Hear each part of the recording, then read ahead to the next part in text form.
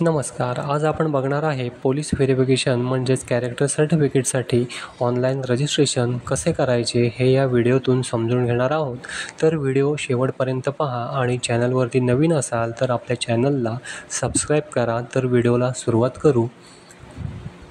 pcs.mahaonline.gov.in या वेबसाईटवरती आल्यानंतर आपल्याला नवीन रजिस्ट्रेशन करायचं आहे म्हणून या ठिकाणी रजिस्ट्रेशन दिसत आहे. या रजिस्ट्रेशनवरती क्लिक करून घ्यायचं.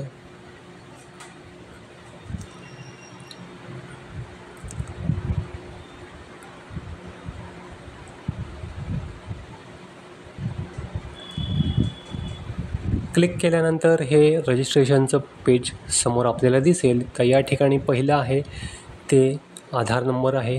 आधार नंबर या ठिकाणी मॅन्डेटरी नाही आहे, नाही टाकला तरी चालेल. त्याच्यानंतर आहे लास्ट नेम टाकायचं. त्याच्या पुढं आहे लास्ट नेम इन मराठी. इंग्लिशमध्ये टाकलं की पुढे मराठीमध्ये येऊन जाईल. त्याच्यानंतर पुढे आहे फर्स्ट नेम टाकायचं. फर्स्ट नेम टाकल्यानंतर पुढे मराठीमध्ये येऊन जाईल. नंतर आहे मिडल नेम या ठिकाणी टाकायचं. पुढे मिडल नेम मराठीमध्ये येऊन जाईल. नंतर आहे जन्मतारीख सिलेक्ट करून घ्यायची. त्याच्यानंतर आहे जेंडर सिलेक्ट करायचं, मेल फिमेल जे असेल ते.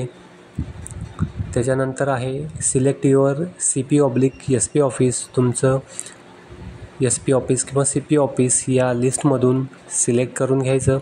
त्याच्यानंतर आहे ईमेल ID टाईप करून घ्यायचा.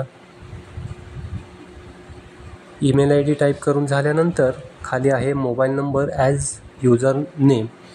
तुमचा मोबाईल नंबर टाईप करून घ्यायचा, तोच तुमचा युजर नेम असणार आहे. आणि त्याच्यानंतर आहे खाली पासवर्ड. तुम्हाला या लॉग इनसाठी एक पासवर्ड क्रिएट करायचा आहे. तो पासवर्ड या ठिकाणी टाकून घ्यायचा. परत पुढे आहे कन्फर्म पासवर्ड. परत एकदा तोच पासवर्ड टाईप करून घ्यायचा. आणि नंतर आहे खाली कॅप्चा कोड जो दिला आहे तर या ठिकाणी विचारला आहे फर्स्ट नंबर. तर त्या खालच्या नंबरमधून पहिला नंबर असेल तो बॉक्समध्ये टाकून खाली सबमिटवरती क्लिक करायचं आहे. सबमिटवरती क्लिक केल्यानंतर मोबाईलवरती एक OTP येईल. तो OTP परत या ठिकाणी टाकून व्हेरीफाय करून घ्यायचा आहे. तर माझा ऑलरेडी लॉग इन आहे त्याच्यामुळे मी करत नाही आहे. मी डायरेक्ट लॉग इन करून दाखवतो तुम्हाला.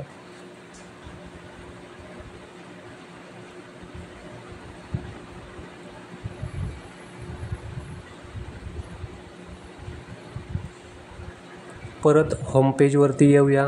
आता या ठिकाणी लॉग इन करायचं आहे. तुमचा मोबाईल नंबर, तुमचा लॉग इन ID होता तो या ठिकाणी टाकायचा. नंतर पासवर्ड टाकायचा. कॅप्चा कोड टाकून खाली लॉग इनवरती क्लिक करून घ्यायचं. लॉग इन झाल्यानंतर या ठिकाणी डाव्या कोपऱ्यामध्ये सर्व्हिसेस दिसत आहे. त्यामधून कॅरेक्टर सर्टिफिकेट याच्यावरती क्लिक करून घ्यायचं. मी क्लिक करून घेतो याच्यावरती. क्लिक केल्यानंतर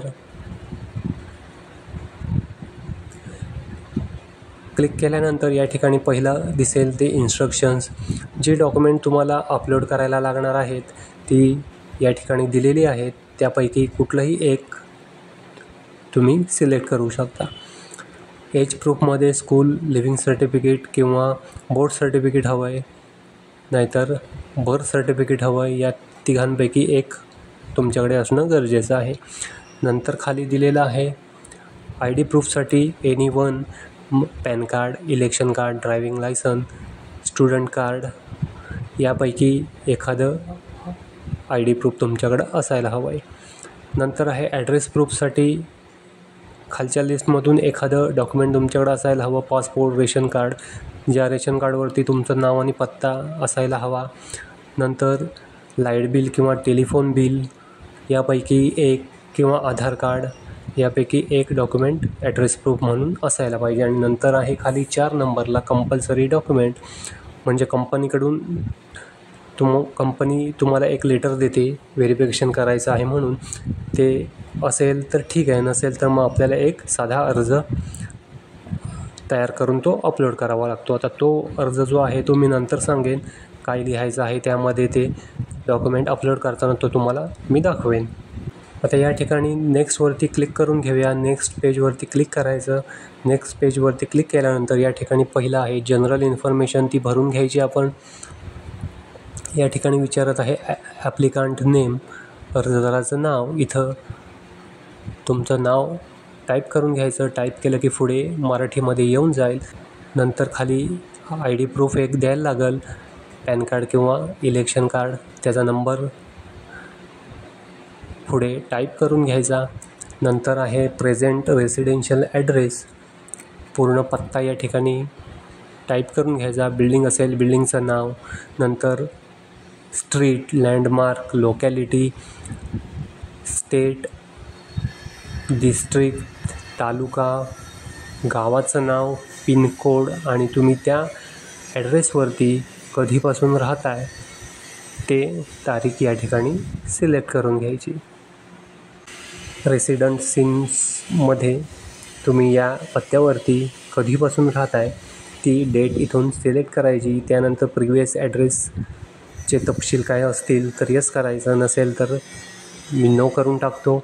नंतर आहे नेटिव्ह/परमनंट ॲड्रेस, वरती जो दिलेला पत्ता आहे सेम असेल तुमचा तर मग सेम ॲज अबव करा, नाहीतर वेगळा असेल तर मग पूर्ण या ठिकाणी भरायला लागेल.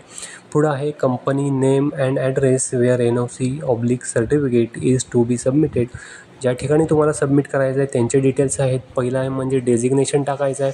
नंतर ज्या कंपनीत तुम्हाला द्यायचं आहे त्या कंपनीचं नाव टाईप करायचं, त्यांचा पत्ता पूर्ण या ठिकाणी टाईप करून घ्यायचा. स्ट्रीट, लँडमार्क, लोकॅलिटी, स्टेट, त्याच्यानंतर डिस्ट्रिक्ट, त्यानंतर तालुका, व्हिलेज आणि पिनकोड, हे सर्व कंपनीचं डिटेल्स भरल्यानंतर खाली आहे particulars of places where the applicant has resided during last 10 years. म्हणजे मागच्या 10 वर्षाची इथे डिटेल्स टाकायचे आहेत. तुमचा पत्ता टाकायचा आणि फ्रॉम कधीपासून कधीपर्यंत तुम्ही या पत्त्यावरती राहत होतात ती तारीख सिलेक्ट करायची आणि पुढं आहे पिनकोड टाईप करायचा.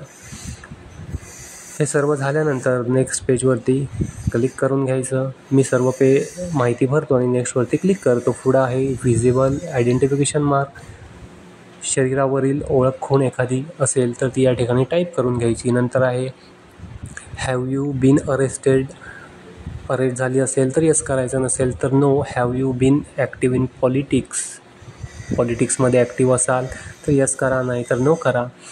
Is there any criminal offence registered against you, तुमच्या विरुद्ध एखादा क्रिमिनल केस आहे का, असेल तर यस करा, नसेल तर नो करायचं. आणि त्याच्यानंतर खाली आहे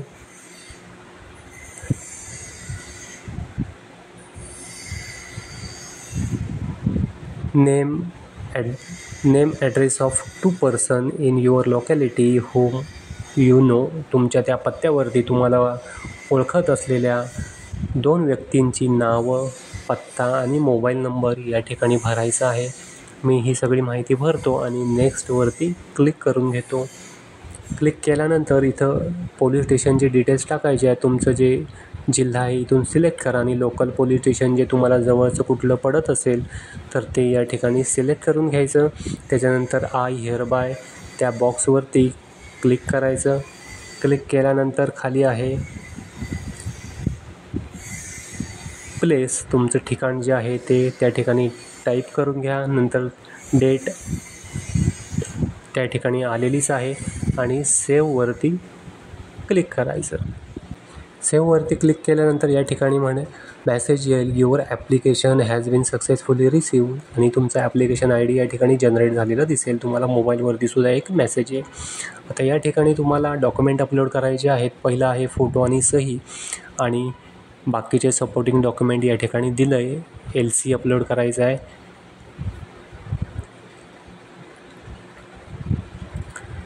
ग्रुप 1मधून तुम्हाला स्कूल लिव्हिंग सर्टिफिकेट, नाहीतर बोर्ड सर्टिफिकेट पाहिजे किंवा जन्मदाखला. ग्रुप 2मधून एखादं डॉक्युमेंट या ठिकाणी सिलेक्ट करून घ्या. मी पॅन कार्ड सिलेक्ट करतो. ग्रुप 3मधून मी रेशन कार्ड सिलेक्ट करतो आणि ग्रुप 4 ऑलरेडी सिलेक्टेडच आहे. तिथं जे डॉक्युमेंट लागणार आहे ते मी तुम्हाला नंतर दाखवतो.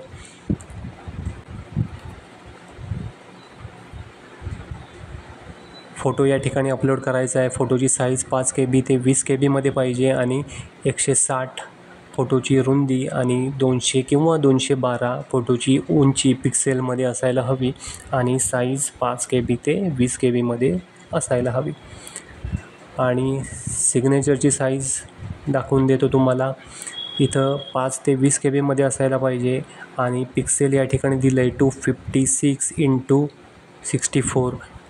256 रुंदी गुणिले 64 उंची ठेवायची पिक्सेलमध्ये आणि 5 ते 20 KBमध्ये ती सिग्नेचर करायची.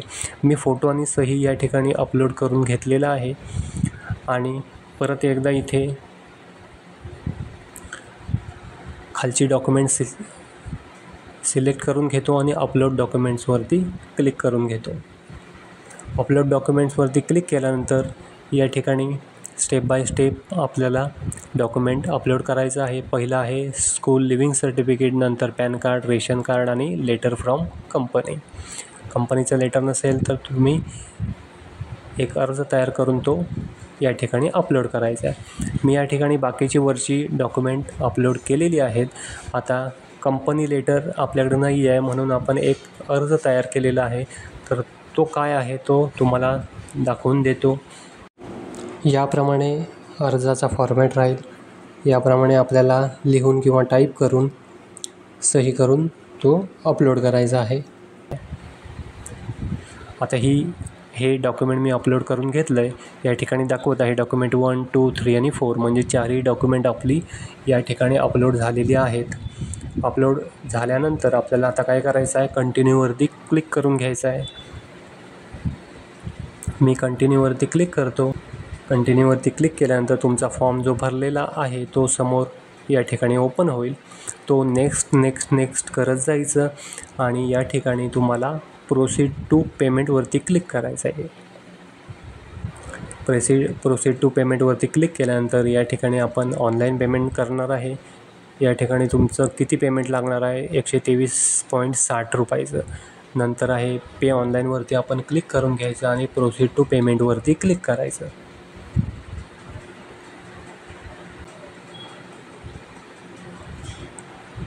त्याच्यानंतर याप्रमाणे समोर विंडो दिसेल. इथून नेट बँकिंगने करणार असाल तर नेट बँकिंग सिलेक्ट करा. क्रेडिट/डेबिट कार्डने करणार असाल तर ते सिलेक्ट करा. मी क्रेडिट/डेबिट कार्ड सिलेक्ट करतो. नंतर प्रोसीड फॉर पेमेंटवरती क्लिक करतो.